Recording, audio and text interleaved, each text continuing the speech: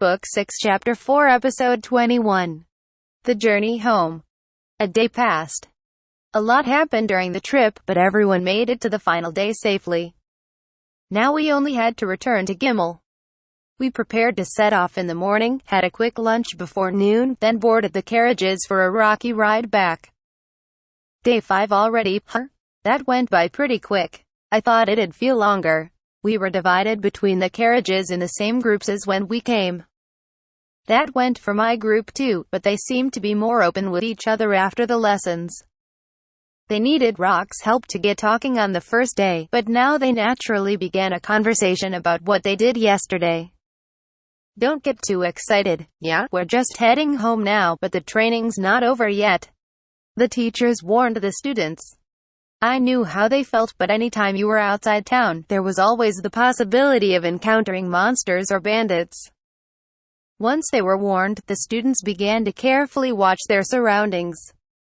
They were probably trying to do a good job, but it was easy to tell that they were new to this.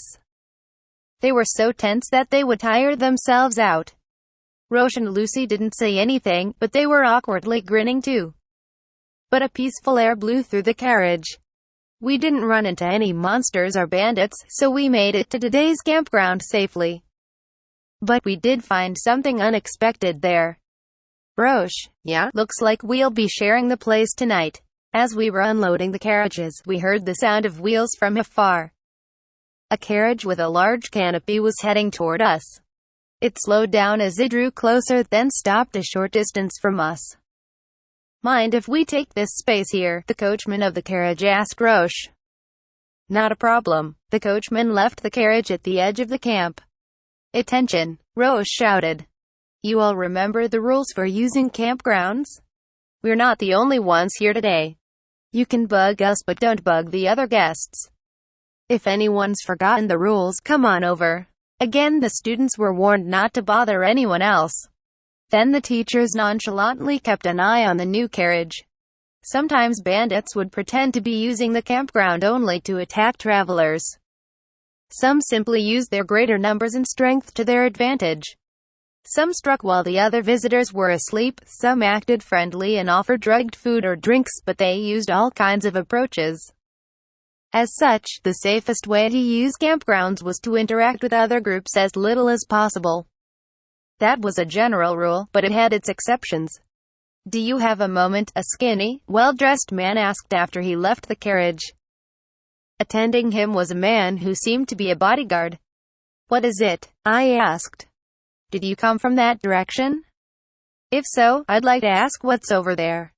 What's the terrain like and what monsters are there and such? How would we best keep safe?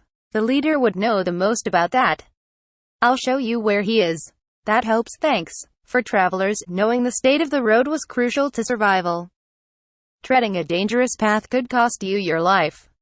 Gathering information in town beforehand was the standard approach, but it was always possible that the situation could change on the road. Exchanging information with other travelers was more than worthwhile. Leader, these people want to know about the road ahead. Got it. I left this to Roche, but he let me listen in for future reference. He didn't seem to do anything that special, though. He just got straight to the point and told them what the road was like, nothing more. The conversation was over in less than 10 minutes, then the two travelers went straight back to their carriage. Raya, what do you think about those two? Roche whispered to me as they left. They didn't seem all that suspicious, but it seemed like they knew how to fight. Not just the bodyguard, but the man who said he was a merchant too. The bodyguard must have known how to fight, of course, but the self-proclaimed merchant's hands had calluses that likely came from wielding a weapon. Despite that, the way he carried himself wasn't all that refined. I feel like he's probably about as powerful as that bodyguard. In my experience, there were a lot of bandits that came across the same way. But this was a world where monsters and bandits could be encountered regularly. So rather than simply depending on a bodyguard, trying to learn to fight with a weapon on your own as a regular person wasn't unusual. Of the merchants I knew, Pioro of the Sionji Trading Company had calluses from an oft-used weapon as well. I never went out of my way to ask him about that, but I suspected that he knew the basics of fighting with a dagger. Serge of the Morgan Trading Company didn't seem like he could use a weapon, but I had seen him walking around with a magic item for self-defense. So the man's calluses alone didn't tell me that he was suspicious. Was there something sketchy about him? I asked. No, I had the same thought you did. Nothing much suspicious about him. But considering the time of year it is, you know. What do you mean? I mean, it's almost winter. From winter to spring, and especially around New Year's, there's a lot of socializing among the nobles. And in preparation, they procure food and drinks for parties, dresses and accessories, all kinds of things. And for some crops, harvest time is just before winter. It's a profitable time for merchants, as well as the bandits who target them. I see. Now that I thought about it, there were only a few months left until the end of the year. When I lived in the forest, I just knew it was cold from autumn to winter and it got warm again in spring, so I didn't think much about New Year's. Well, it can't hurt to keep an eye on them. You were going to stand watch tonight, weren't you, Ryoma? Right. Then you can handle that. And if they do happen to attack us, do you have any experience fighting bandits? Any reservations about killing another human being? I'll be fine. I killed a bandit named Melzin of the Red Lance for a bounty once. Your skills do seem suited for that, Roche said. He knew, but was asking just to be sure. Suited for what? Fighting other humans.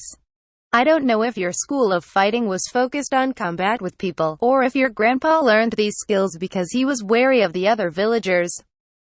Either way, the way you fought Howard reminded me of a mercenary or a soldier. You could tell. When you've been in this job as long as I have, you learn a few things. Adventurers have to fight all kinds of foes, but humans and monsters behave in different ways. You often see adventurers who specialize in fighting one or the other, so you learn how to tell them apart on sight. I figured you'd handle this job well anyway, but if you've done some bounty hunting before, you'll be fine. We're all depending on you if worst comes to worst. I'll do my best. Now, as far as how you should fight if they actually attack. Fighting one person was different from fighting several, so at the end of our chat, Roche taught me a secret strategy. Later that night, I prepared to fight back at any time and took my turn standing guard. Nothing happened during my turn, so I switched places with the next guard and went to sleep. Morning arrived. Good morning, Howard. Hey, morning. We considered the possibility that they would strike when we were deep asleep in the early morning, but they never did. So nothing happened in the end. That's usually how it goes. Always a pain when it's hard to tell if they're bandits or not. I wish they'd all just dress like obvious bandits. That'd make things simple. I feel like if it looked that obvious, it would actually be kind of confusing. You've got a point there, Howard said with a chuckle. Bandits are never that upfront. But sometimes they'll attack you from behind, so stay on your toes. We'll be leaving as soon as everyone's ready. But watch to see how the students are doing if you have the time. Understood. All I had left to do was place my luggage in my item box. So I finished that quickly and walked around to check on the students.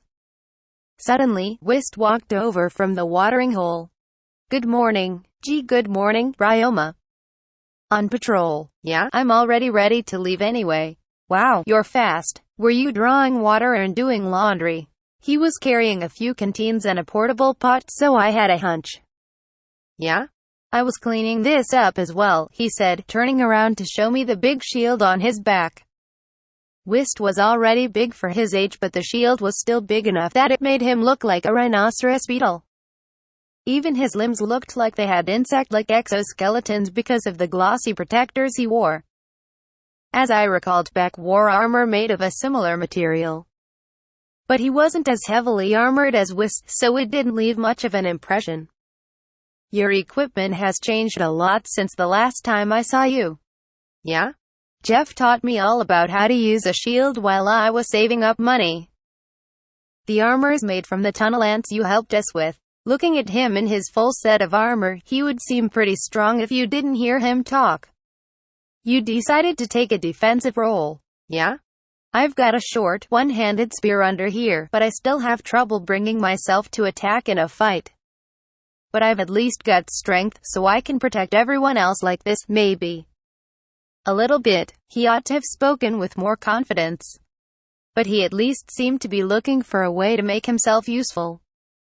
Let's all do the best we can. Oh, would you be interested in taking a job with me again? What? Ryoma. I can't keep up with you yet. Well, I take some odd jobs that you could do just fine. Jeff was working with them as a teacher too, so as long as they didn't mind me, I figured I could do jobs with them. I was closer to their rank than Jeff too, and it would help me practice working with others. Just keep it in mind if you ever feel like it. Oh, okay, thanks. I'll tell everyone. I was a bit worried about what he meant by everyone as I watched Whist walk toward the tents. Oh, good morning, I said to two male teachers who happened to pass by just then, but they ignored me. I was really starting to question my communication skills.